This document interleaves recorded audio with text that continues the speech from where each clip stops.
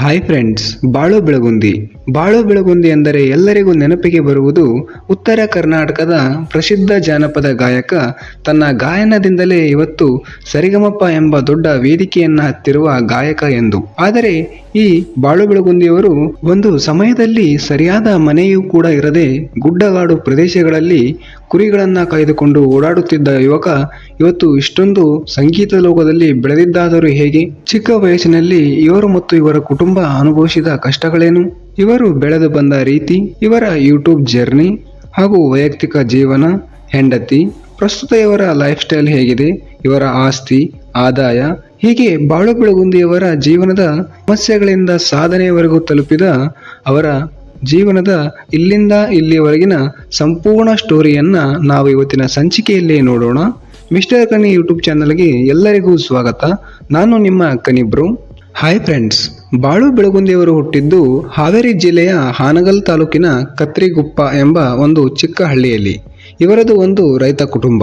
ತಂದೆ ರಾಯಪ್ಪ, ತಾಯಿ ಅಕ್ಕಮ್ಮ. ಇವರಿಗೆ ಶಿವ್ ಮತ್ತು ಹಾಲೇಶ್ ಎಂಬ ಇಬ್ಬರು ಸಹೋದರರಿದ್ದಾರೆ. ಮೊದಲೇ ಬಡತನದಿಂದ ಕುಟುಂಬ.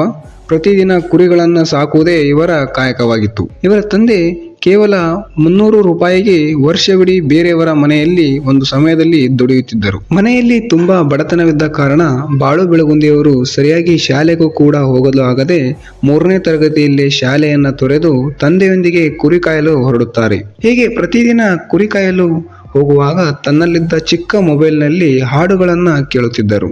ಆಗ ತಾನು ಕೂಡ ಏಕೆ ಈ ರೀತಿ ಹಾಡಬಾರದೆಂದು ಯೋಚಿಸಿ ಮನೆಯಲ್ಲಿ ಫ್ರೀ ಇದ್ದಾಗಲೆಲ್ಲ ತಾನೇ ಹಾಡುಗಳನ್ನ ಬರೆದು ಸ್ನೇಹಿತರ ಎದುರು ಹಾಡಲು ಆರಂಭಿಸುತ್ತಾರೆ. ಆದರೆ ಇವರಿಗೆ ಸಂಗೀತದ ಮೇಲೆ ಇದ್ದ ಪ್ರೀತಿ, ಆಸಕ್ತಿ ಹುಟ್ಟಿ ಸರಿಯಾಗಿ ಕುರಿಗಳನ್ನು ಕೂಡ ಮೇಯಿಸಲು ಹೋಗದೆ ದಿನಪೂರ್ತಿ ಮನೆಯಲ್ಲೇ ಹಾಡುಗಳನ್ನು ಕೇಳುವುದು, ಅವುಗಳನ್ನು ಬರೆಯುವುದು ಮಾಡಲು ಆರಂಭಿಸಿದಾಗ ಅವರ ತಂದೆಗೆ ಕೋಪ ಬಂದು ಒಂದು ದಿನ ಬಾಳು ಬೆಳಗುಂದಿಯವರ ಬಳಿ ಇದ್ದ ಮೊಬೈಲ್ ಅನ್ನ ಕಸಿದುಕೊಂಡು ಅದನ್ನ ಒಡೆದು ಹಾಕುತ್ತಾರೆ.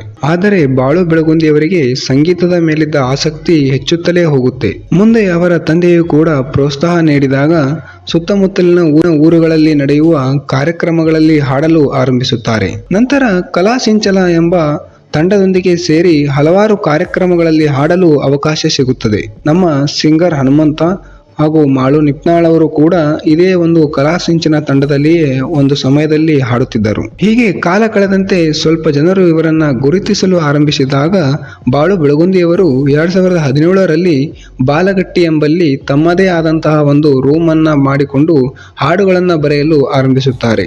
ಇವರ ಹಾಡುಗಳಿಗೆ ಮೆಚ್ಚಿದ ಜನ ವಿವಿಧ ಕಾರ್ಯಕ್ರಮಗಳಿಗೆ ಇವರನ್ನ ಆಹ್ವಾನ ನೀಡಲು ಆರಂಭಿಸುತ್ತಾರೆ. ಆದರೆ ಬಾಳು ಬೆಳಗುಂದಿಯವರಿಗೆ ತಾನು ಇನ್ನೂ ಏನಾದರೂ ದೊಡ್ಡದಾಗಿ ಮಾಡಬೇಕು ಎಂಬ ಆಸೆ ಹುಟ್ಟುತ್ತದೆ. ಹೀಗಿದ್ದಾಗ 2021ರಲ್ಲಿ ಬೆಳಗಾವಿಗೆ ಬಂದ ಬಾಳು ಅವರು ಬಾಳು ಬೆಳಗುಂದಿ ಸಿಂಗರ್ ಎಂಬ ಒಂದು ಯೂಟ್ಯೂಬ್ ಚಾನೆಲ್ ಅನ್ನ ಆರಂಭಿಸುತ್ತಾರೆ. ಮೊದಲೇ ತಮ್ಮ ಗಾಯನದಿಂದ ಉತ್ತರ ಕರ್ನಾಟಕದಲ್ಲಿ ಹೆಸರು ಮಾಡಿದ್ದ ಬಾಳು ಬೆಳಗುಂದಿಯವರಿಗೆ ಕರ್ನಾಟಕದಾದ್ಯಂತ ಪರಿಚಯವಾಗಲು ಯೂಟ್ಯೂಬ್ ಎನ್ನುವುದು ಒಂದು ಸರಿಯಾದ ವೇದಿಕೆಯಾಗಿ ಸಿಕ್ಕಿತು. ಹೀಗಿದ್ದಾಗ ಯೂಟ್ಯೂಬ್ನಲ್ಲಿ ಇವರು ಹಾಡಿದ ಹಾಡುಗಳು ತುಂಬಾ ವೈರಲ್ ಆಗಲು ಆರಂಭಿಸಿ ಲಕ್ಷಾನುಗಟ್ಟಲೆ ವ್ಯೂಸ್ಗಳನ್ನು ಪಡೆದುಕೊಳ್ಳಲು ಆರಂಭಿಸುತ್ತವೆ. ಹೀಗಿದ್ದಾಗ 2023ರಲ್ಲಿ ಇವರು ಬಿಟ್ಟ ಕುಣಿತಾಳು ಕುಣಿತಾಳು ಎಂಬ ಹಾಡಿನ ಮೂಲಕ ಕರ್ನಾಟಕದಾದ್ಯಂತ ವೈರಲ್ ಆಗಿ ಸುಮಾರು 138 ಮಿಲಿಯನ್ ಅಂದರೆ 13,80,00,000ಕ್ಕೂ ಹೆಚ್ಚು ವ್ಯೂಸ್ಗಳನ್ನು ಪಡೆದುಕೊಳ್ಳುತ್ತೆ. ಇಲ್ಲಿಂದ ತಿರುಗಿ ನೋಡದ ಬಾಳು ಬೆಳಗುಂದಿಯವರು ತಮ್ಮ ಲಂಗ ದಾವಣ್ಯಾಗ ಮಸ್ತ ಕಾಣತಿ ಲಾವಣ್ಯ, ಹುಟ್ಟಿದ ಊರಿಗೆ ಹೋದರ ಕಟ್ಟಿ ಬಡಿತಾರ ಎಂಬ ಹಾಡುಗಳು ತುಂಬಾ ವೈರಲ್ ಆಗಿ ಕೋಟ್ಯಾನುಗಟ್ಟಲೆ ವ್ಯೂಸ್ಗಳನ್ನು ಪಡೆದುಕೊಂಡು ಜನರ ಮನಸ್ಸನ್ನ ಗೆಲ್ಲುವಲ್ಲಿ ಬಾಳು ಅವರು ಯಶಸ್ವಿಯಾಗುತ್ತಾರೆ. ಉತ್ತರ ಕರ್ನಾಟಕದ ಗಾಯಕರಲ್ಲೇ ತುಂಬಾ ಹೆಸರುವಾಸಿಯಾಗಿರುವ ಬಾಳು ಬೆಳಗುಂದಿಯವರು ತಮ್ಮ ಚಾನೆಲ್ನಲ್ಲಿ ಇಲ್ಲಿಯವರೆಗೂ ಕೇವಲ 35 ಹಾಡುಗಳನ್ನು ಮಾತ್ರ ಬಿಟ್ಟಿದ್ದರೂ ಕೂಡ 18 ಲಕ್ಷ ಜನ ಸಬ್ಸ್ಕ್ರೈಬ್ಗಳನ್ನು ಹೊಂದಿದ್ದಾರೆ ಹಾಗೂ ಇನ್ಸ್ಟಾಗ್ರಾಮ್ನಲ್ಲಿ 9 ಲಕ್ಷ ಜನ ಫಾಲೋವರ್ಸ್ಗಳನ್ನು ಹೊಂದಿದ್ದಾರೆ. ಇಲ್ಲಿಯವರೆಗೂ ಸುಮಾರು 2000ಕ್ಕೂ ಹೆಚ್ಚು ಹಾಡುಗಳನ್ನು ಹಾಡಿದ್ದಾರೆ. ಅದರಲ್ಲಿ ಸುಮಾರು 600 ಹಾಡುಗಳನ್ನು ತಾವೇ ಬರೆದು ಹಾಡಿರುವ ಕೀರ್ತಿ ಇವರಿಗೆ ಸಲ್ಲುತ್ತದೆ. ಇವರ ಕಲೆಯನ್ನು ಗುರುತಿಸಿದ ಜಿ ಕನ್ನಡ ವಾಹಿನಿಯು ಕನ್ನಡದ ಖ್ಯಾತ ಸಂಗೀತ ಕಾರ್ಯಕ್ರಮವಾದ ಸರೆಗಮಪ ಸೀಸನ್ 21ನಲ್ಲಿ ಒಂದು ಅವಕಾಶವನ್ನು ನೀಡಿದ್ದಾರೆ. ಈಗ ಇಲ್ಲಿ ತಮ್ಮ ವಿವಿಧ ರೀತಿಯ ಹಾಡುಗಳಿಂದ ಅಲ್ಲಿನ ಜಡ್ಜಸ್ಗಳಿಗೆ ಮಾತ್ರವಲ್ಲದೆ ಕರ್ನಾಟಕದಾದ್ಯಂತ ಸೈ ಎನ್ನುವ ಹಾಗೆ ಹಾಡುಗಳನ್ನು ಹಾಡುತ್ತಾ ಬಾಳು ಬೆಳಗುಂದಿಯವರು ತುಂಬ ಪ್ರಸಿದ್ಧಿ ಪಡೆಯುತ್ತಿದ್ದಾರೆ. ಹಳ್ಳಿಯಲ್ಲಿ ನಡೆಯುವ ಚಿಕ್ಕ ಚಿಕ್ಕ ಕಾರ್ಯಕ್ರಮಗಳಲ್ಲಿ ಹಾಡಲು ಆರಂಭಿಸಿದ ಇವರು ಇವತ್ತು ಸರಿಗಮಪ ಎಂಬ ದೊಡ್ಡ ದೈತ್ಯ ವೇದಿಕೆಯವರೆಗೂ ಕಲೆ ಇವರನ್ನ ಕರೆದುಕೊಂಡು ಬಂದಿದೆ. ಬಾಳು ಬೆಳಗುಂದಿಯವರ ವೈಯಕ್ತಿಕ ಜೀವನದ ವಿಷಯಕ್ಕೆ ಬಂದರೆ, ಹಿಂದೆ ಇವರು ಹಾಡುತ್ತಿದ್ದ ಕಲಾಸಿಂಚನ ತಂಡದಲ್ಲಿಯೇ ಒಬ್ಬ ಗಾಯಕಿಯಾಗಿದ್ದ ಮಾಲಾಶ್ರೀ ಎಂಬುವರನ್ನ ಜುಲೈ 7, 2024ರಲ್ಲಿ ಮದುವೆಯಾಗಿದ್ದಾರೆ. ಮಾಲಾಶ್ರೀ ಅವರು ಕೂಡ ಒಬ್ಬ ಗಾಯಕಿಯಾಗಿದ್ದಾರೆ. ಉತ್ತರ ಕರ್ನಾಟಕದಲ್ಲಿ ಇವರು ಕೂಡ ಡೈಮಂಡ್ ಕ್ವೀನ್ ಮಾಲಾಶ್ರೀ ಎಂದೇ ಪ್ರಸಿದ್ಧಿಯಾಗಿದ್ದಾರೆ. ಇನ್ನು ಇವರಿಗೆ ಒಂದು ಗಂಡು ಮಗುವಿದೆ. ಬಾಳು ಬೆಳಗುಂದಿಯವರ ಪ್ರಸ್ತುತ ಲೈಫ್ ಸ್ಟೈಲ್, ಆದಾಯ, ಮನೆ, ಕಾರುಗಳ ವಿಷಯಕ್ಕೆ ಬಂದರೆ, ಮೊದಲೇ ತುಂಬ ಬಡತನದಲ್ಲಿ ಅನುಭವಿಸಿದರೂ ಈಗ ತಮ್ಮ ಕಲೆಯಿಂದ, ಯೂಟ್ಯೂಬ್, ರಿಯಾಲಿಟಿ ಶೋ, ಫಂಕ್ಷನ್ಗಳಿಂದ ಬಂದ ಹಣದಿಂದ ತಮ್ಮದೇ ಆದಂಥ ಒಂದು ಸ್ವಂತ ಮನೆಯನ್ನು ಕೂಡ ನಿರ್ಮಿಸಿದ್ದಾರೆ. ಹಾಗೂ ಮಹೇಂದ್ರ, ಥಾರ್ನಂತಹ 2-3 ಕಾರುಗಳನ್ನು ಕೂಡ ಇವತ್ತು ಬಾಳು ಬೆಳಗುಂದಿಯವರು ಖರೀದಿಸಿದ್ದಾರೆ.